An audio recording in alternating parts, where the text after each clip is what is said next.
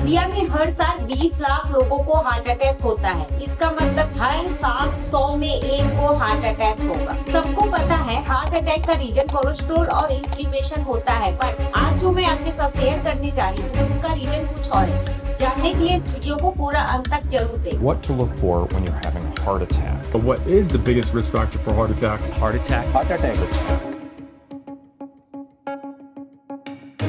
आप सबको पता होगा कि आजकल यंग लोगों में ज्यादा हार्ट अटैक हो रहा है। इनफैक्ट 3 लोगों में से 1 की मौत हार्ट अटैक से हो रही है। आज तक डॉक्टर हार्ट अटैक का मेन रीजन कोलेस्ट्रॉल मानते थे, पर हाल के ही रिसर्च में पता चला है इसका रीजन कुछ और भी है। रिसर्च से पता चला है नसें ब्लॉक होने का रीजन एक बैक्टीरिया है, और ये वो बैक्टीरिया था जो हमारे दांतों में इन्फेक्शन फैला रहा था। यानी कि 7 to 8% पेशेंट में जो हार्ट अटैक आया था उनमें एक बहुत बड़ा फैक्टर था। उनका हार्ट अटैक इसलिए नहीं आया था कि वो ऑयली खाना खा रहे थे, लाइफस्टाइल पुअर था या स्ट्रेस ले रहे थे, बल्कि उनका वास्ता उनके दांतों के साथ ज्यादा था। क्या ऐसा हो सकता है कि दांतों के कीटाणु हार्ट तक पहुंचकर हार्ट अटैक का कारण बन सकता है? हार्ट तक पहुंचने से पहले उसे पेट से गुजरना होता है। पेट का पीएच 1.5 या 1-2 होता है, उनमें तो वो सारे मारे जाएंगे। बट जब मायो क्लिनिक से रिसर्च आया 2000 हार्ट सर्जरी के बाद, उन्होंने देखा कि हर 10 में से एक सर्जरी के वक्त डेथ हुआ था, या जिसकी सर्जरी में सैकड़ों कॉम्प्लिकेशन आए थे, उन पेशेंट ने हार्ट सर्जरी से पहले दांत की सर्जरी करवाई थी, स्पेशली दांत निकलवाने की सर्जरी। हम दांत कब निकलवाते हैं? जब इन्फेक्शन ज्यादा बढ़ जाता है और मुंह में फैलने लगता है, राइट? रिपोर्ट के बाद डॉक्टर श्योर हो गए थे कि को फैक्टर नहीं हो सकता। जितनी भी जाने जा रही है उनमें दांतों की सर्जरी के बाद हार्ट की सर्जरी की जा रही है, उनमें कॉम्प्लिकेशन ज्यादा हो रहे। आइए जानते हैं हार्ट और दांतों के बीच रिलेशन क्या है। ये हार्ट अटैक का एक है, बट हार्ट डिजीज के कई कारण होते हैं, जिनमें से नसों में क्लॉट हो जाना और नसें ब्लॉक हो जाता है, जिसमें हार्ट तक ब्लड नहीं पहुंच पाता है। इसे एथेरोस्क्लेरोसिस कहते हैं। अगर यही एथेरोस्क्लेरोसिस हार्ट की नसों के आसपास हो जाता है तो क्या होता है?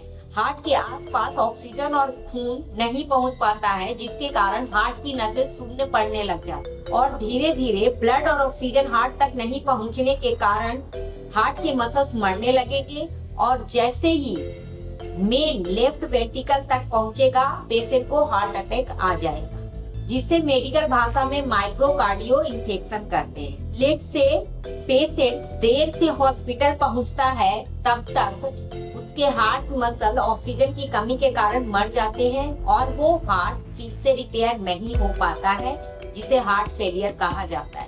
इसी वजह से बाकी के ऑर्गन तक खून तेजी से नहीं पहुंच पाएगा, तो बाकी के ऑर्गन स्ट्रोक फील करेंगे।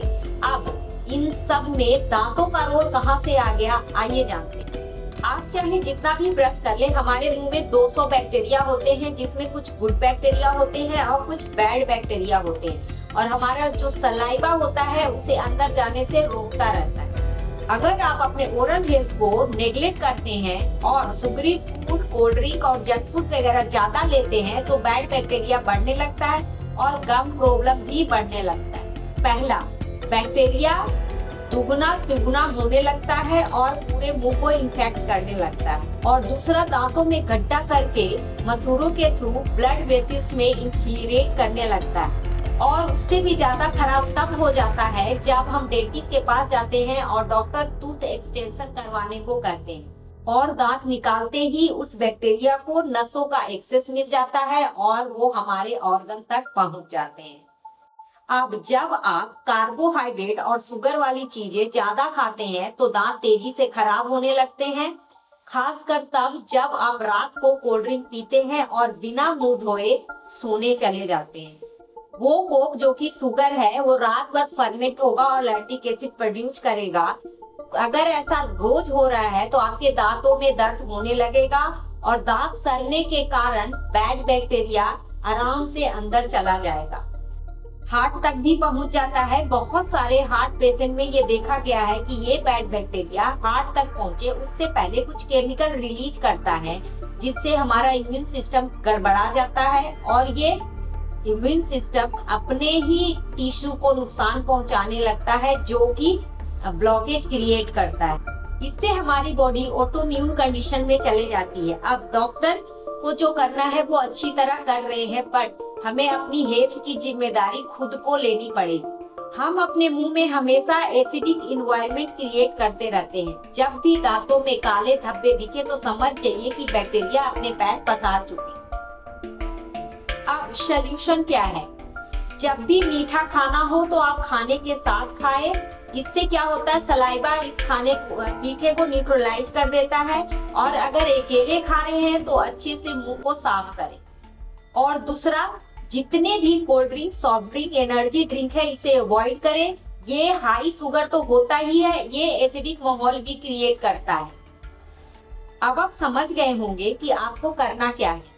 तो अगर आपको ये वीडियो वैल्यूएबल लगा हो तो शेयर करें, लाइक करें और नीचे कमेंट्स में जाकर बताएं कि आपको किस टॉपिक पे वीडियो चाहिए।